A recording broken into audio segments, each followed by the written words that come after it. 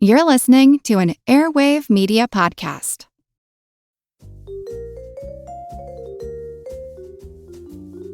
Do you love history but hate when it's stuffy and boring? Well, look no further and join me, Katie Charlwood, your friendly neighbourhood social scientist and reader of books, as I delve into unsolved historical mysteries, murders by gaslight, and of course, women who have been misrepresented through all time. On Who Did What Now, the history podcast that's not your history class. Listen wherever you get your podcasts. If you like this podcast, can we recommend another one? It's called Big Picture Science. You can hear it wherever you get your podcasts, and its name tells part of the story. The big picture questions and the most interesting research in science. Seth and I are the hosts. Seth is a scientist. I am Molly, and I'm a science journalist. And we talk to people smarter than us, and we have fun along the way. The show is called Big Picture Science, and as Seth said, you can hear it wherever you get your podcasts. Recorded in Chicago, Illinois, with your hosts, Ken, Matt, Neal, and Jeff. This is Triviality.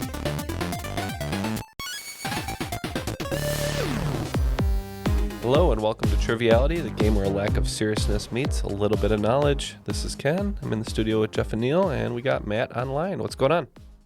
Not too much. I missed the studio. Yeah, you were here last week. How was your experience? It's still as sweaty as I remember. You know, guys, I'm feeling a little melancholy because Big Mark McKenzie is gone.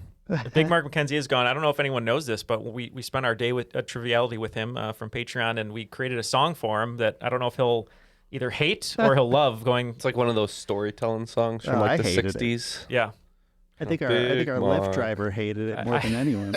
I think he did. And that's okay. But that song is for Mark, right? If he wants to do a collab, maybe we'll record it into an EP or something. But yeah, when he traverses the American countryside as Big Mark McKenzie. But yeah, I'm doing good. Jeff and I actually signed up to join the film crew and the drone operators going to Scotland to try and find the Loch Ness Monster. So is that so? Yeah, we're just doing it for the paycheck because they're not going to find anything, but we just wanted to get paid to go. Okay. Neal and I actually rigged up a one-man sub. Hopefully it What are won't you go talking too poorly. about? What are you guys talking about? They're doing the largest excursion ever to find the Loch Ness Monster. Oh, I didn't hear about that. Yeah. Basically, do you remember the Naruto run of Area 51? Yeah, It's like that, it's but with Nessie. Oh. Yeah. And drones. Well, they'll find something. They'll find some. You know what we can find is some great guests for today's show, Ken. Ooh, very well done. Our first guest is from Norfolk, Virginia. She's an Oakland 5 supporter, and we can't thank her enough for that. Amanda Sullivan, how you doing today? And tell us a little bit about yourself. I'm doing good. Like you said, I'm from Norfolk, Virginia. I'm a medical physicist here working in radiation oncology. I've got my 2 cats and I've got 2 nieces on the way that I'm really excited about. My brother and my sister are both having girls. That's awesome. Yeah. Very So, cool. Yeah, congratulations. Yeah. Thanks. And I have the honor and privilege of teaming up with Amanda today, and she said she had a very unique school mascot in high school, so our team name's going to be based on that. Yeah, we were the unicorns, which I get made fun of a lot. That's very for. bizarre, but Did I you go to like school it. in Scotland or? No, in North Carolina. Oh, yeah. weird. Okay. I love a unique mascot. And so since you guys were the unicorns, we're going to be children of the unicorn. Awesome. Jeff, you and I are going to partner today just based on that, the mythical creature of the unicorn. We were trying to think of a mythical creature of our own, and we wanted to relive the time that I threw up on your mouth and on your face, like the movie Drag Me to Hell. So we're going to be dragging me to hell. Dragging me to hell. Yeah. All right. But before we can play, we need a great host. And this one happens to come from San Francisco, or just south of San Francisco, I believe he said. He's an Oakland 5 supporter, and it's Johnson Earls. Welcome to the show. Please give us the rundown. Thanks. I'm in the San Francisco area. I work in IT, automating everything I can automate. I'm a tech nerd. I like photography. I like board games and infinite unfinished hobbies. Awesome. Well, we can't wait for your game here today, but before we play, we're going to need some rules. The rules of the game are simple. 20 questions split into 2 rounds worth 10 points apiece. At halftime, there'll be a special swing round designed by this week's host. After regulation, players will enter the final round with the points that they've accumulated and will have a chance to wager 0 to 30 points on 5 categorized questions. At the end of the game, someone will be named the cream of the crop. Crop rules everything around me. All right, we have everything we need to begin the game, so Johnson, please take it away. Okay. Sorry that some of these questions are going to be sort of obscure, and I'm starting out with one. So in computer gaming history, this early 1980s software product, first released for the Apple II and later ported to the Commodore 64, IBM PC, and 8-bit Atari computer systems, was the first example of a new genre of software toys. Written by Bill Budge based on his experience with his earlier hit game Raster Blaster and published by an early Electronic Arts, what was the name of this build-it-yourself game that Tommy would have loved? Jeff, the clue's making me think of this. I think so.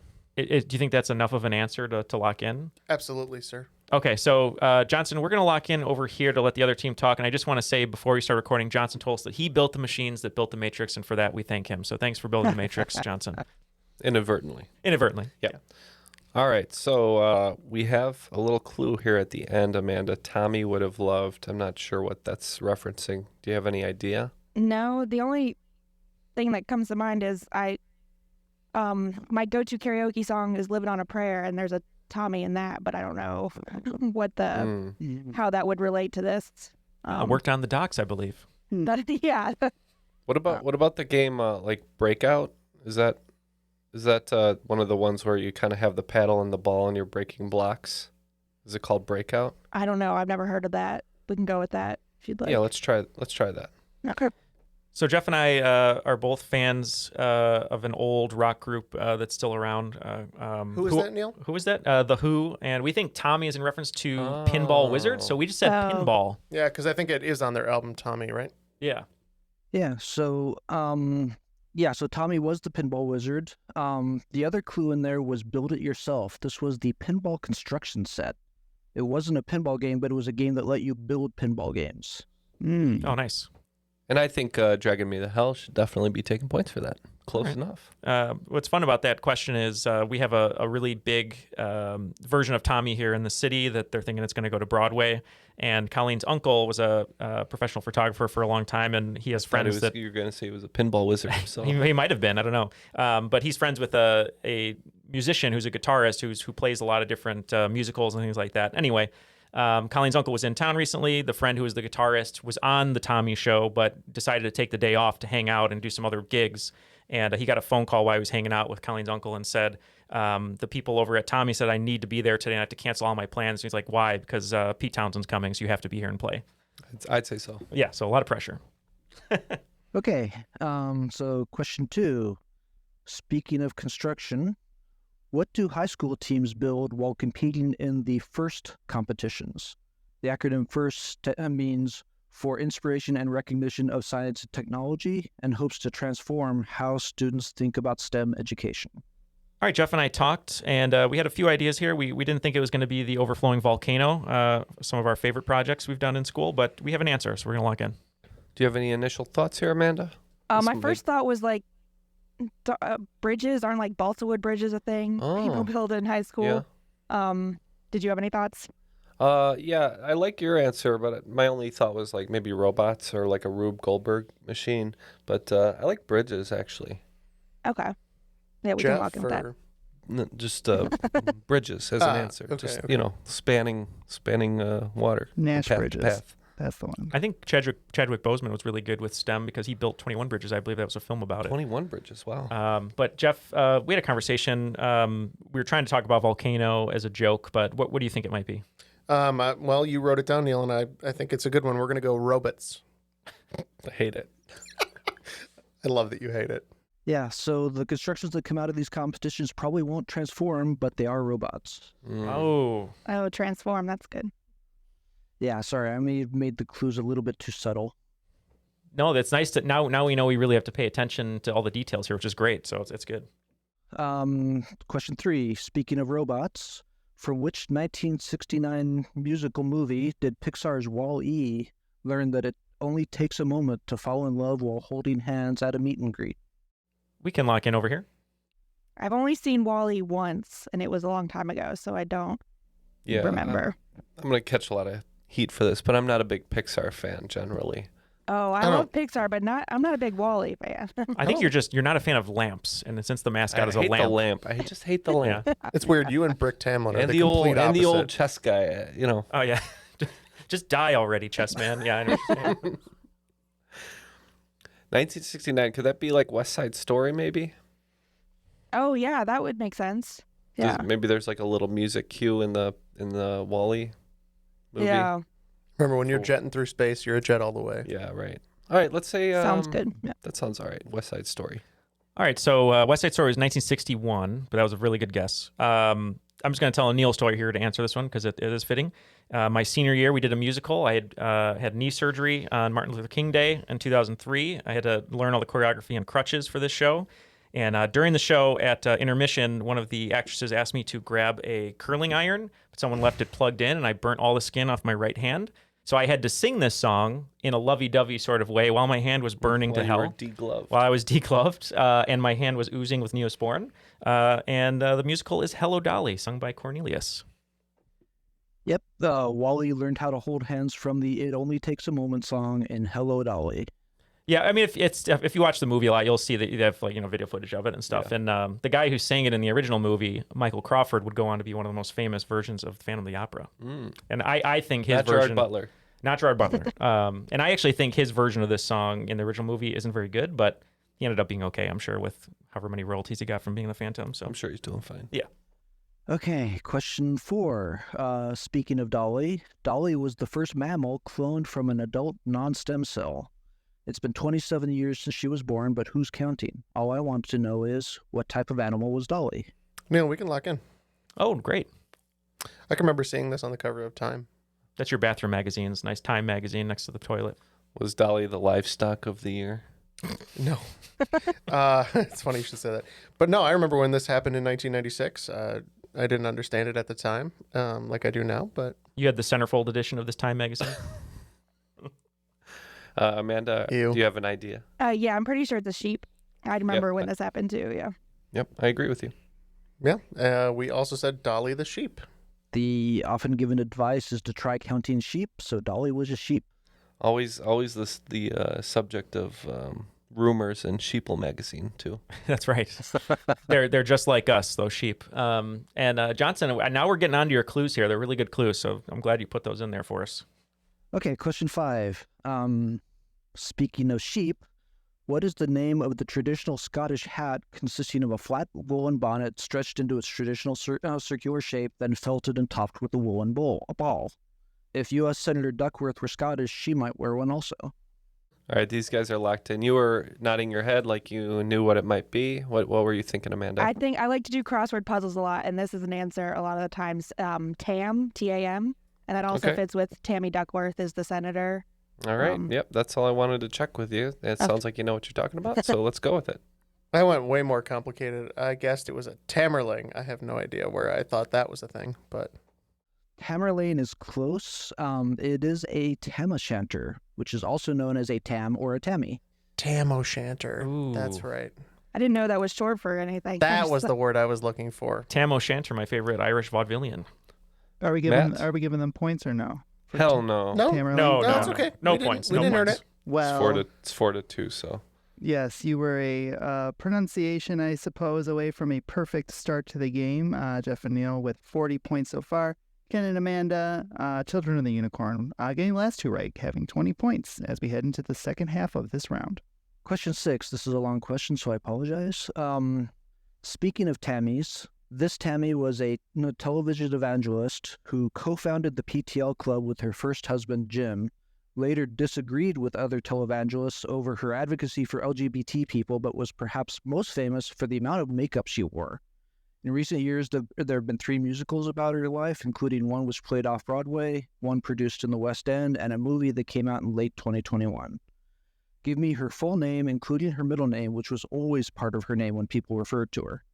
You can give her either her full birth name, her married name for either of her 2 marriages. 2 bonus points if you can give me 2 of the names, 5 bonus points for all 3.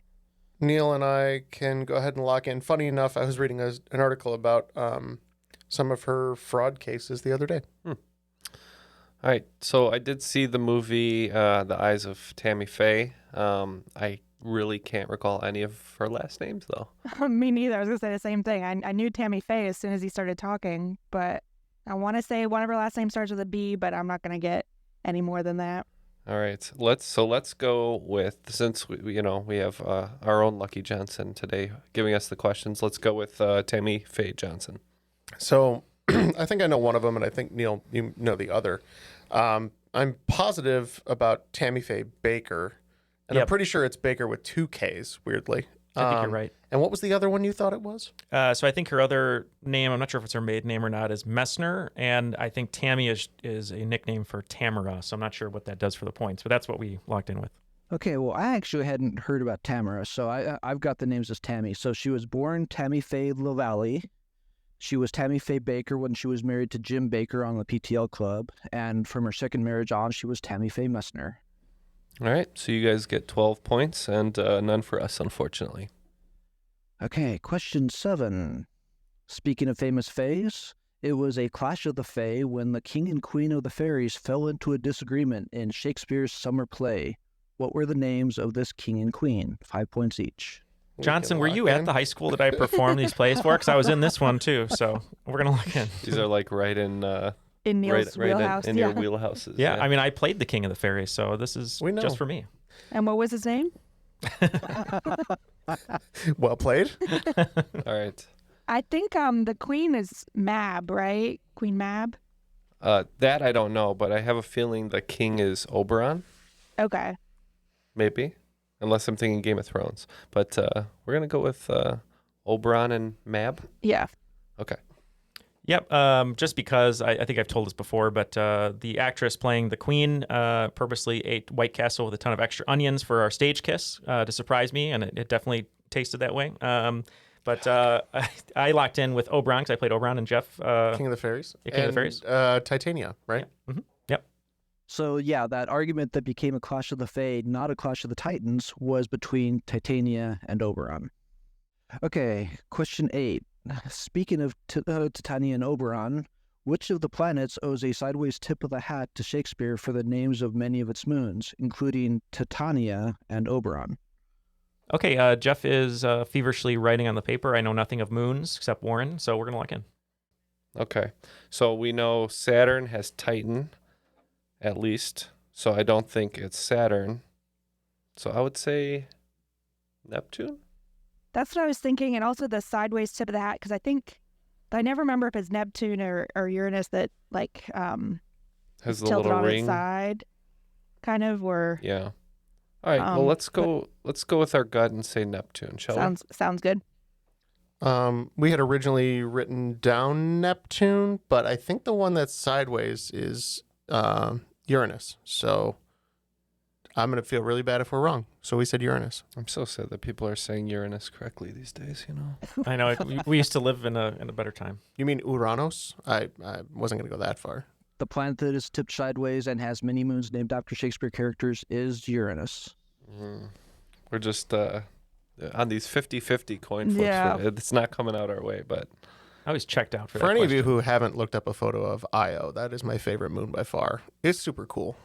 So you had the he's got the centerfold of Io. Centerfold of Io as well, under his bed with the sheep with Yeah, it's actually like a bunch of Io centerfolds. So it's like the character, like the god, and then the planet or the moon. So now, in those types of magazines, are they allowed to show Uranus?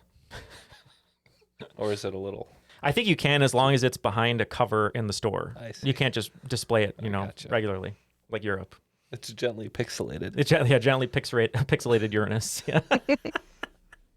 Okay, question yeah, they're only 9. allowed to shoot it from the front. Weirdly. This has been like 3 minutes of you guys trying to get the episode title. One of those is it. Find out which one.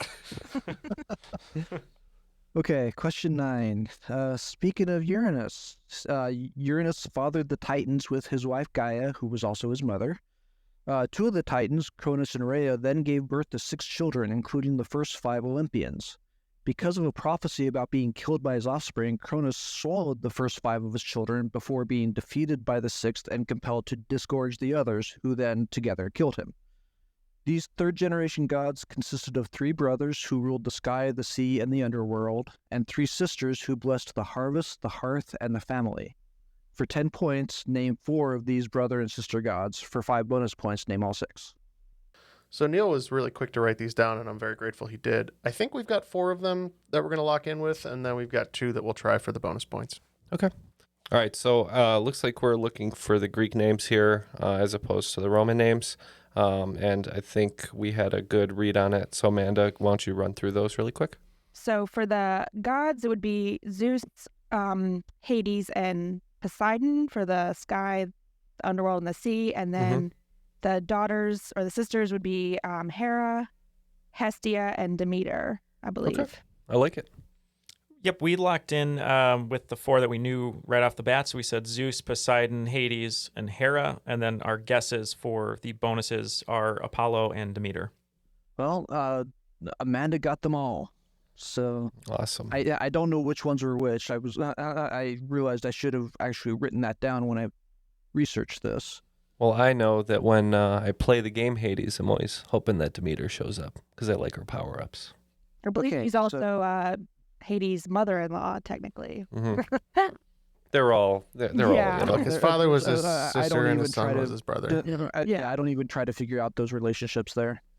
So Chinatown is basically an Olympian tale, is what you're saying, Ken. That's right. Okay. Okay, and for question 10, speaking of the Olympians, the Greek gods had their own form of food and drink, which were called ambrosia and nectar. Which type of tree's nectar-filled blooms might produce a fruit variety called ambrosia, even though it would usually be in a salad with walnuts, not with marshmallows? All right, we had a discussion here trying to figure out what kind of tree this would be, and Jeff was talking about all the types of salads he enjoys. And what did you say, Jeff? Well, I think maybe I was overthinking this a little bit, thinking too much about 90s one-hit wonders. But we said tangerine. Amanda, I'm thinking that the walnuts might be a reference to the disgusting Waldorf salad. I disagree about the disgusting, but yes, you're right about the Waldorf salad. That's that has apples in it, correct? correct. That's what I was thinking too. So apples is what we're going to go with. Yep, the Waldorf salad has walnuts, grapes, celery, and apples. Oh, God. That sounds like the worst. Apples to tangerines, Jeff. We didn't get it right. Honestly, it's just the celery part that I don't like. What's the binding agent? Like mayo? Like a mayo-based dressing? I'm actually not sure. I've never had one. I'd never had a desire for one. I drive by Waldorf and I just keep going because I know that salad's there. It's waiting for you, stalking you. What's wrong with the other things? I mean, celery is a gross, fibrous, like water nonsense. Yeah, celery should not exist. Just don't want any of that stuff together. What's wrong with grapes and apples and walnuts? They're fine on their own. I don't want them together. I think it is mayo. I think it is mayo. That's horrible. I'm sorry, Amanda. All right, after the first round, Amanda and Ken, children of the unicorn, coming up with 50 points, getting those half points and bonuses, really helping them out there. But Jeff and Neal, dragging them to hell. They haven't gotten much wrong. They're at 82 points with a little bit of a lead going into the swing round. But before we do, Neal, why don't you tell the people a little bit about Patreon? Yeah, if you'd like to join Amanda and Johnson in supporting the show, getting a bunch of extra audio content like the crop drops and monthly Patreon bonuses, as well as all of our newest episodes ad-free, you can go to patreon.com/trivialitypodcast. It's where it allows us to continue the show, slaying the dragon that is mediocrity, getting better when we can. And we just had a special episode last week called The Day with Triviality, which was an exclusive for a special patron, one of the levels that we have on there. So that's something you can look into. But we can't do the show without our patrons. And speaking of patrons, people who help us out just as much are our playtesters in the Crop and Discord. I believe, Johnson, you sent this game to some playtesters. So we just want to thank all of our playtesters in all the different facets and places that you exist, helping us get our games to a place that they're the best that they can be. So If you want to join Patreon, go to patreon.com/trivialitypodcast. And if you'd like to playtest some games, just check out the Crop or the Discord. And without further ado, let's jump into the swing round.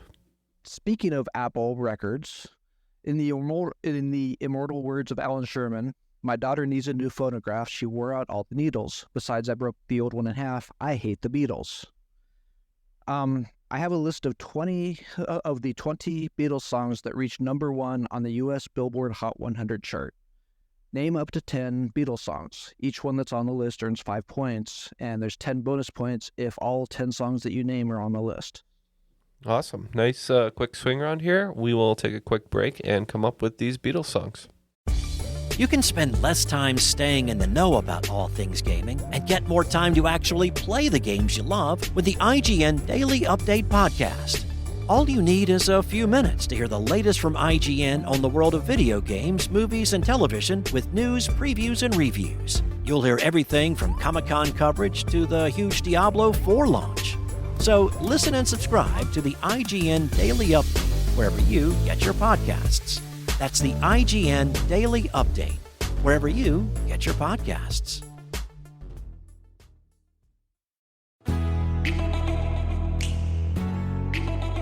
Hi everyone, it's Jean Chatzky, host of the Her Money podcast. For 7 years, my show has been changing the relationships women have with money because, make no mistake, when it comes to money, women are different. We face challenges that men don't. Longer lifespans, caregiving, a gender pay gap that just won't quit. Oh, and the fact that the financial industry was built by men for men. We need information specifically for us, presented without jargon in a judgment-free zone. And that's what the Her Money podcast is all about. Every week, we talk about earning more, spending smart, investing to build the life you want, and protecting yourself from disaster. Subscribe to Her Money with Jean Chatzky wherever you get your podcasts, because when you own your money, you own your life.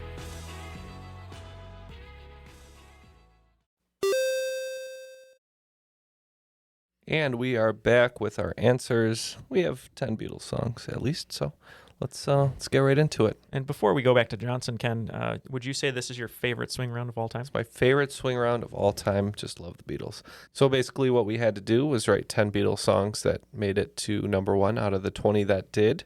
And we're going to run down our lists, and then Johnson can tell us the correct 20 songs. So we started with I Want to Hold Your Hand. Help. Sure, Ken, sure. Oh.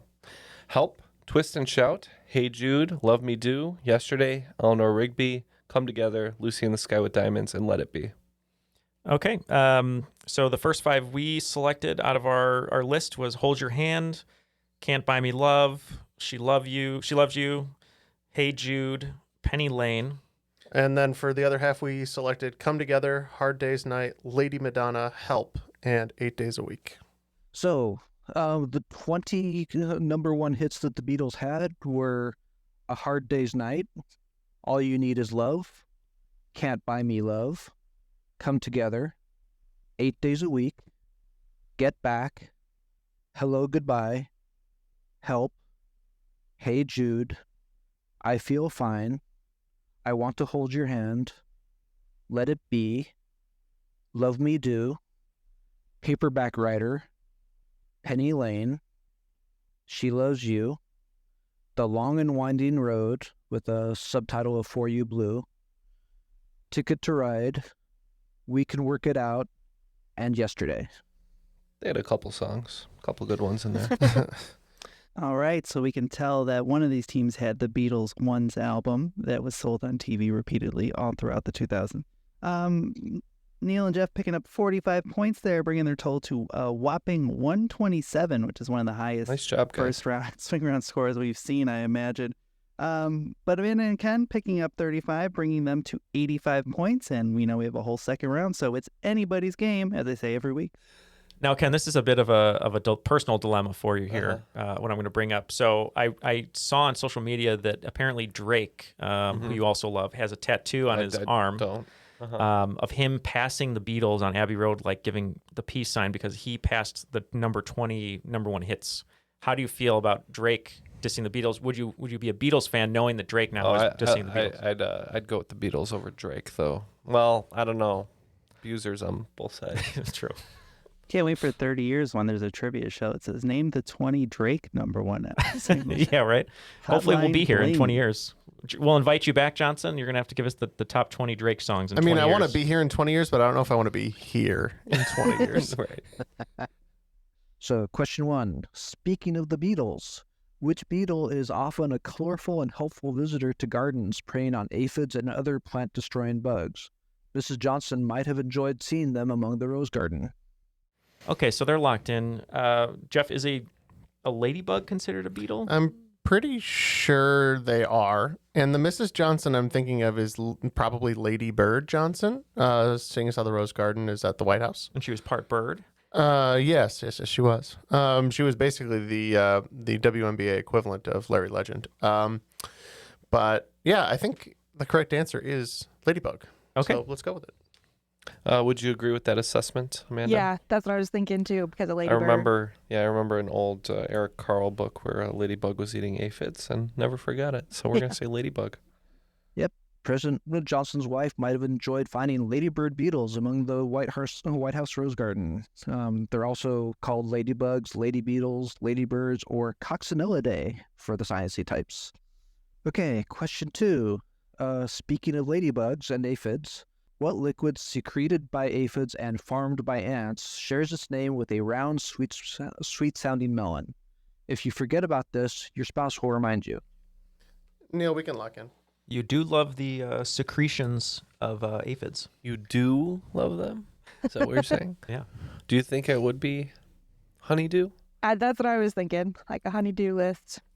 I can name approximately 3 or 4 melons. So I don't know how Johnson knew same. this, but Aphid Secretions was my grunge band name in high school. Yeah, so let's go with honeydew. Sounds good. Yeah, did you know that the Beatles' original title for Love, Love Me Do was Love, Honeydew?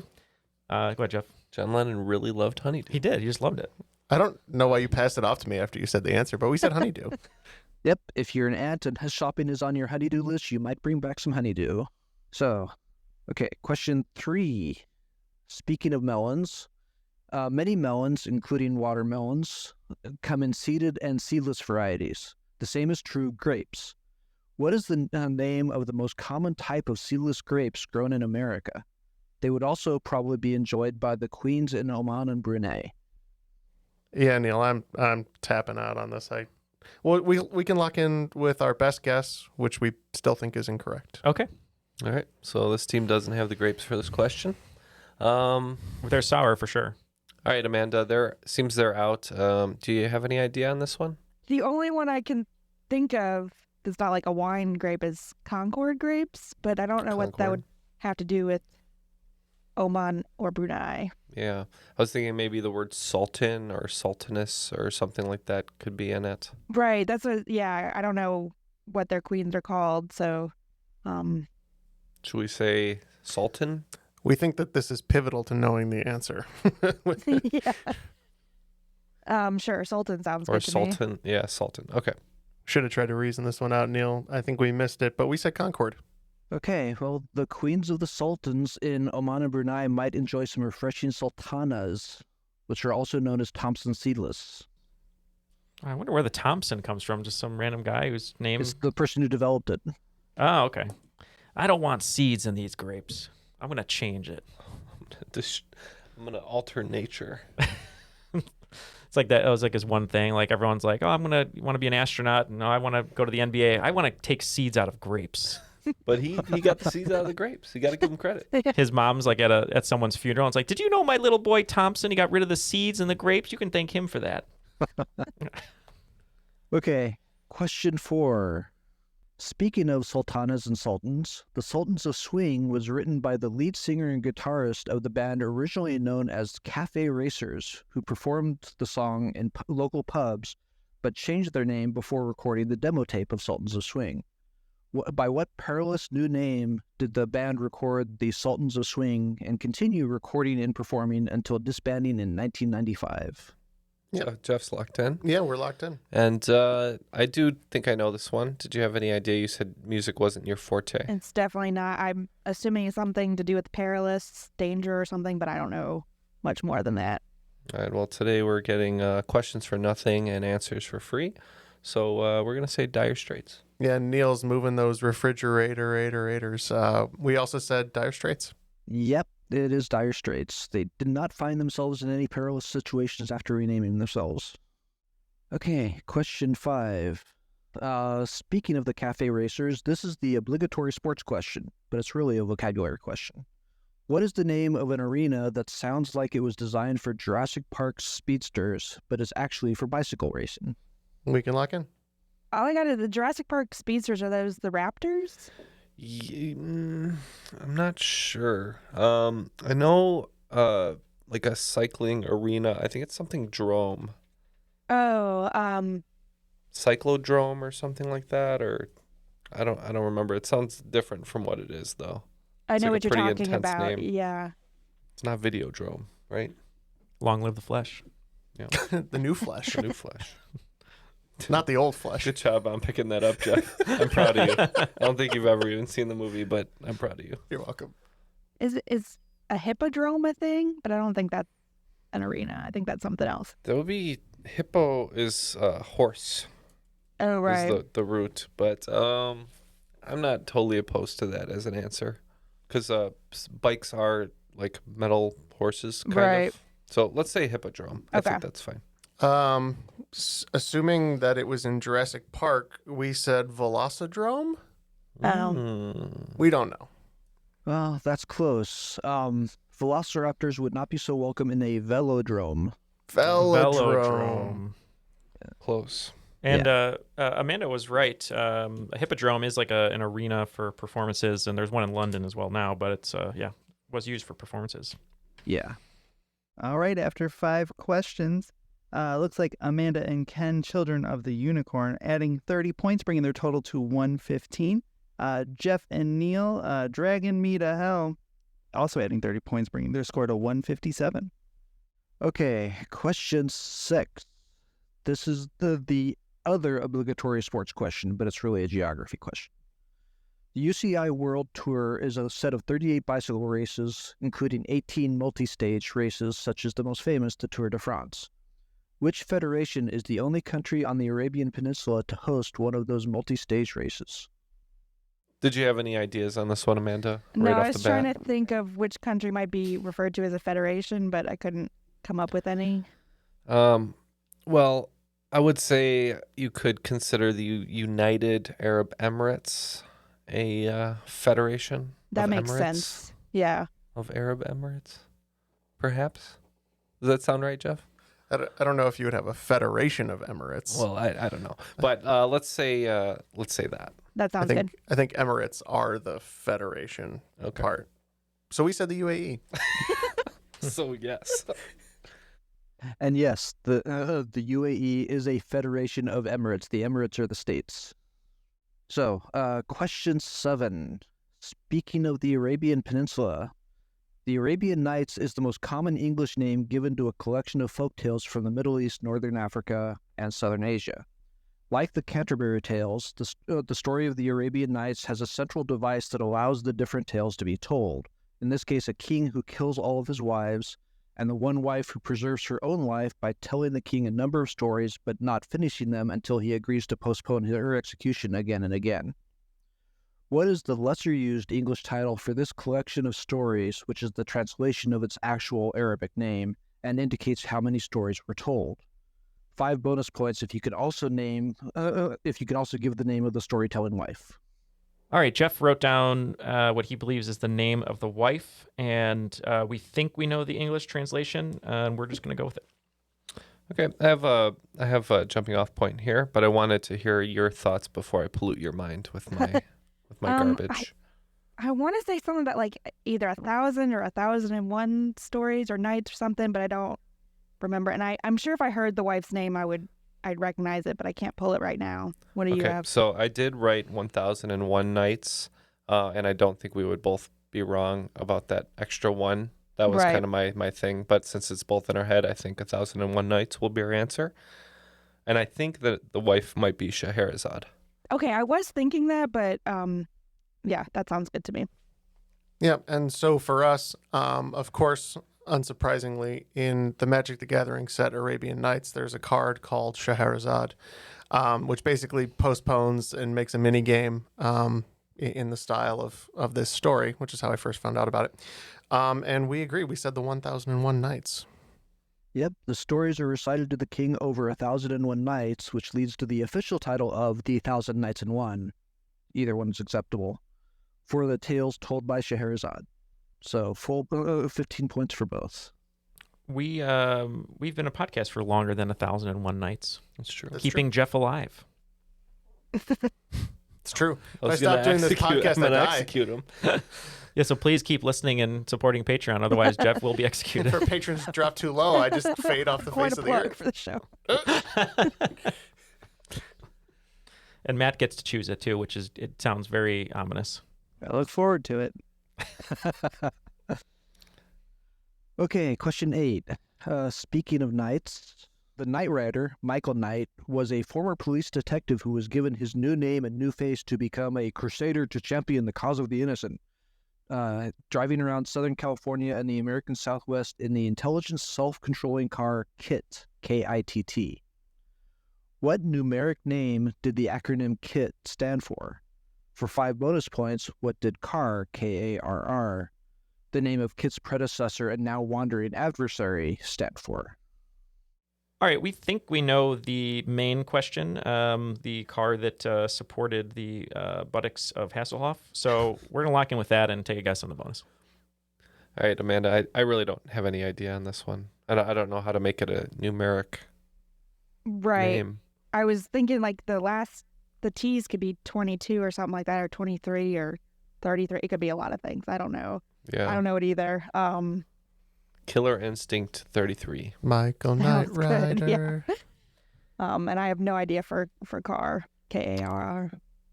So we didn't know the bonus. It's probably something, I don't know, our robot or something. So we said KITT, who was voiced by Mr. Feeney himself, William Daniels. We said Knight Industries 2000.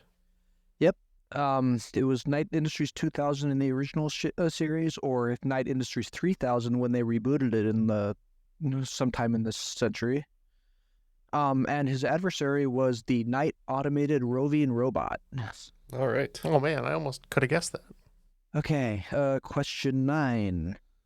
Speaking of riders, an atypical bicycle riding amateur detective on the BBC solves crimes while cycling around his village, likely annoying his parish secretary in the process. His current run on the BBC began in 2013, but he's also appeared in films in 1934 and 1954, a German TV show in 1966, and a British ITV show in 1974, originating in novels written by the English novelist G.K. Chesterton. Who is this colorful cleric? This game's right up my alley with these mystery things here. I like this. I knew this one British myself. mystery crap. Yeah. Neal. So we can lock in. Yeah. Any idea here? So cleric could be like a vicar or parson or something. Vicar is a very British name, but I don't know. I see colorful Yeah. too. Parson Brown Oh, that from the song. sure sounds good to me. This might be one of those rodent issues that we had on a previous episode, but yeah, we locked in with Father Brown. Yeah, it's an interesting decision to be made. Yes, it was Father Brown. I'm not sure Since if it's personally the counts because Father proper Brown is actually the title. name of the title of the series. Right. Yeah, All right, unfortunately, fine. no points. Fine. Yeah. Ken gets to be in my seat like last time. The prairie dog. The prairie debacle. dog debacle. Okay. Question 10. Speaking of colorful detectives, which board game, designed by a British musician in the 1940s but first published in the U.S. in 1949 with a slightly different name, famously allows the player's colorful characters to move between rooms across the board using secret passages? Must be Clue, yeah? Clue, right? Yes. As soon as he said colorful detectives, just thinking that. We agree. We said Clue. Yep, it is Clue, or Cluedo in UK. Cluedo. Yep. That's why I wrote Pluto first. Because it's a game about clues. What should we call it? Cluedo. Cluedo. All right, after the second round, Amanda and Ken reaching that magical 150 number where they don't have to think about their wagers, and Jeff and Neal getting absolutely nothing wrong, it seems like, the entire game, and they're up to 212 points. Jeez. But we'll see if the final moves away from Neal's wheelhouse a little bit. So take it away, Johnson. Okay, speaking of Clue, these are the final round categories. Miss Scarlet in the library reading historical fiction. Colonel Mustard in the kitchen making a sandwich. Mrs. Peacock in the conservatory with field glasses. Professor Plum in the study looking at an atlas. And Mrs. White in the lounge watching television. So I think Neal and I have to just go for our personal best team score here. So we're going to do 30s all the way down. And I think we just have to try to win. And 30s acceptable? Sounds good. I'm glad we don't have to think about it because I wouldn't know which one of these I'd be good at based on the category titles. And you kind of don't until the questions come up usually. Correct. So all the wagers are in. Everybody's going for it. So we'll see how this game turns out when we hear the questions. Okay, for Miss Scarlet in the library reading historical fiction, the color scarlet stands out in literature titles, from The Scarlet Letter and A Study in Scarlet to the Nancy Drew novel The Scarlet Slipper Mystery. One such title, a historical fiction about an English aristocrat saving French aristocrats from the French Revolution, takes its name from a common flower across Europe, Western Asia, and North Africa. Written by the Baroness Orczy, which stage play and novel with Scarlet in the title later produced many TV and movie adaptations? Question 2. For Colonel Mustard in the kitchen making a sandwich, Dijon mustard, as it is known today, was first developed in 1752 by replacing vinegar in the usual mustard recipe of the day with verjuice, the juice of unripe grapes. Modern Dijon mustard is made using a mixture of white wine, vinegar, salt, and water designed to imitate the flavor of the original verjuice.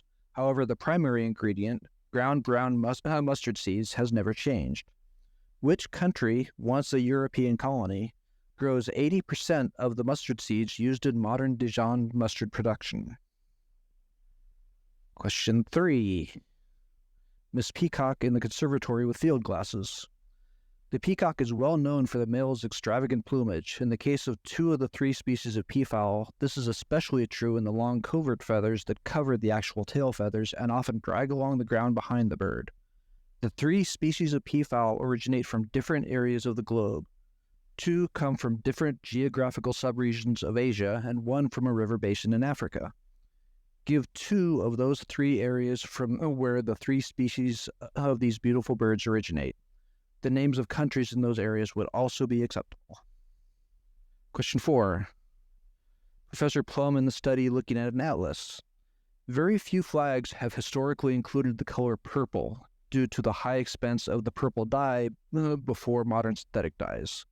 One country's Second Republic used a tricolor flag of red, yellow, and purple stripes in the 8 years between the original monarchy being voted out and a new republic surrendering to the military during the country's civil war. The same flag continued to be used by the government in exile while the country was ruled by a military dictatorship, until 1977 when the government in exile was dissolved in recognition of the country's new constitutional monarchy. Which European country is this? And question 5. This is Mrs. White in the lounge watching television. Betty White, the beloved actress and comedian, was a guest panelist on many different talk shows and game shows. In the early 1960s, she met her third husband, the entertainer, radio host, and game show host Alan Ludden, on the set of his perhaps most famous game show. After Alan Ludden died in 1981, she never remarried, remarking to Larry King, "Once you've had the best, who needs the rest?" On which 1960s Alan Ludden game show was Betty White a frequent guest? All right, we have the questions. We'll listen to these messages, and we'll be right back with our answers. Yeah, Film Vault. We are one of the original film podcasts. That can't be true. There was like 2 other film podcasts when we began, Brian. How long have we been doing this show? You and I first sat down and did a version of the show over 20 years ago. My God. There is shtick. but it's very little shtick. We finish each other's sandwiches. Close enough. Was that a joke on a movie? That's from Frozen. Oh, it is. Pretty bad. Ugh. Oh, look at you. I don't want to be like quoting Frozen on this promo. Okay, peek behind the curtain. Anderson's like the Frozen guy. Like, he'll constantly reference animated films, family films, and I'm more the edgy indie guy. We do have the tropey thing going on where Brian does like the big Hollywood sexy summer movies. I'm always looking for like the hidden gems. 2 episodes each week. One, we review movies, and the first episode, and the second one, top 5 time. Top 5, different top 5 every week. Movies that made you cry. Worst movie accents. Most disturbing movies. All right, the Film Vault, check it out. Wherever you find podcasts. That's right, the Film Vault, going on 20 plus years. So we have our answers to the final round, and we have returned from break. Can't wait to hear those questions one more time and find out who won. But first, Neal's got to sell some stuff. Yeah, thank you, Ken. Just wanted to say one more time, last week was the release of my second book, Behind the Screens, Illustrated Floor Plans and Scenes from the Best TV Shows of All Time. Features great illustrations from an artist from Spain named Iñaki. And just want to let all of the Triviality listeners know, if you do end up getting the book, since I can't be everywhere all at once, everything everywhere all at once. You know what I'm saying, Ken? Anyway, since I can't be everywhere. Can't be Michelle Yeoh. I can't be Michelle Yeoh. Nobody can be. No, that's true. No one can. I have book plates, so I can personalize a little signing card that you can stick on the inside of your book. So if you'd like that after you buy the book, just email us at trivialitybooking@gmail.com. That's trivialitybooking@gmail.com. And I will mail you a personalized signed book plate for your book. So feel free to pick it up. Behind the Screens, on sale now. And let's go ahead and get those questions one more time, and we'll find out who will be today's cream of the crop. What were the Scarlet-named historical fiction stage play and novel written by the Baroness Orczy? So we'll start. This one was tough for us. We haven't heard this as a play or a novel per se, but I have heard the title Scarlet Begonias as a Grateful Dead song, so we just went with Scarlet Begonias. Yeah, we knew this one from the play angle. We're not sure if it's confirmed or not that it was a nickname for Harvey Keitel in the movie Taxi Driver, but we said the Scarlet Pimpernel. No. It was the Scarlet Pimpernel, who Stan Lee described as the first character who could be called a superhero. Okay, question 2. Which country grows 80% of the mustard seeds used to produce Dijon mustard? So our reasoning here, or I should say my reasoning on this, was I remember there's a passage in the Bible regarding mustard seeds, and so we were thinking probably Middle East, Northern Africa. So we stuck with the Northern Africa and said Morocco. Ken pulling out the Bible over here. Not literally. Not literally. This one, I'm pretty sure I'm right. I think I wrote a question about this a very long time ago, and I referenced our friend Stacy McPeak, who at the time lived in Saskatchewan. So we said Canada. And yes, the answer is Canada. What? I would never would have guessed that. Yeah, it used to be grown all around Dijon, but then the farming changed, and it's no longer grown in France. Okay, question 3. Give 2 of the 3 areas from where the peafowl species originate. All right, so I was pretty sure one of these was India, and we kind of took a wild guess on the second region. Do you want to give that, Amanda? Yes, we said China. We decided not to try to figure out the river basin in Africa. So India and China. No, I'm good. Yeah, we too said India, and then figuring about the same latitude, we thought maybe this was the Congo River Basin in Africa. So the 3 answers are Southern Asia or India, the Congo River Basin or the Democratic Republic of the Congo, and Southeast Asia or any of the countries there, which is Indonesia, Bangladesh, Myanmar, Thailand, Vietnam, Cambodia, Laos, or the southern part of China. Barely got it. Just got it. It's a lot of peacock. Okay, question 4. Which European country's Second Republic used a tricolor flag of red, yellow, and purple stripes? We both thought Spain pretty early on. I was thinking France at first because of the government in exile, but we realized that didn't have a military dictatorship until 1977, so we said Spain. Yep. If you listen to the recent game I wrote, I knew Franco had died in 1977, and we said Spain. Listen to the recent game Jeff wrote. I remember the answers, note by note. Yes, Spain. And the reason no one used purple dye was because it was produced by drying sea snails, and you needed thousands of snails to produce a little bit of purple dye. That's why it was traditionally associated with royalty. Doesn't stop Jeff. He's a big snailman. That's why his basement's just full of snail carcasses. Snailsman, if you will. Snailsman. Do you get him flown into Chicago, or do you get him? Oh no! Well, he goes digging in the dirt. I was gonna say, I get him trawled up. You also sent an order when you were 5 years old, and they just got here, so now you're able to take them out. He doesn't just use sea snails either. Any snail he can find. That's right. He's a bad man. Speaking of this, isn't there a snail in Alice in Wonderland? Or no, that's a caterpillar. I was gonna say, would we have turned that snail into purple? He does force the snails to smoke hookah though, as a mad experiment. Well, he's a sick man. He's a sick man. It's like when you put lobsters in the fridge, to dull their senses. What is that called? It's the humane way to do it. You give them hookah. He's a sick man, Jeff. Okay, question 5. On which 1960s Alan Ludden game show was Betty White a frequent guest? One answer we came up with was maybe What's My Line, but eventually we decided on, Amanda? On the Match Game.